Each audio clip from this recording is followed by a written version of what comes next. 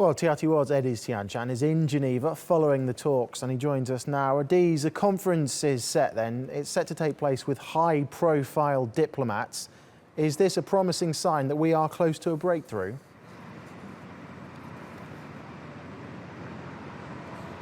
Well, most certainly, I think it's important to acknowledge that the guarantor countries are not just observing the process from outside, but they are very much directly involved, both in the process of reaching a final deal and also the implementation of such a deal thereafter. So this is really seen as a culminating moment that comes at the end of a 3-day-long talks that have already taken place between the presidents of both Turkish and Greek Cypriot communities. As we've heard earlier there from the UN Special Envoy, they have already reached a compromise on many issues, but some are still left as major disagreements, and that really was expected. Nobody expected that the two presidents could simply come here in Geneva and just agree on everything. So that's why it is hoped that now, getting together all these high-profile figures, including the foreign ministers of these guarantor countries, as well as high-level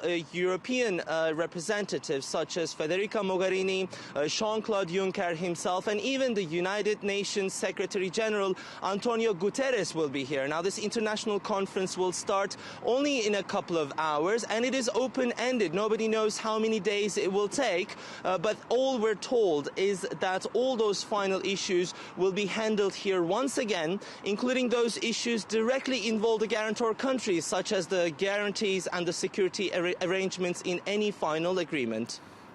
Also, Ediz, I mean, the UN Special Envoy has said that these talks will be historic no matter what the outcome. If these talks don't succeed, what progress has been made this week and over recent months?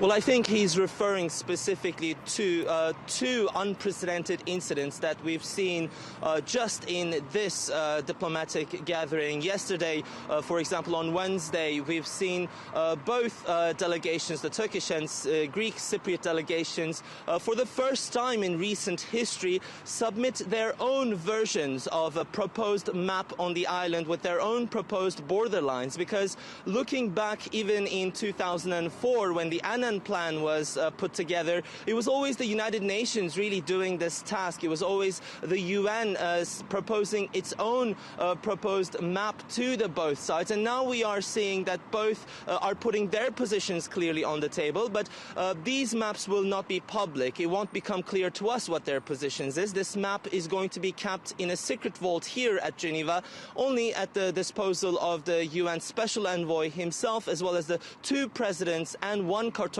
from each side. But from there on, it is hoped that even if they don't reach any final agreement here, this is still considered a major landmark in the decades-old Turkish-Greek Cypriot conflict. Okay, Ediz, thank you.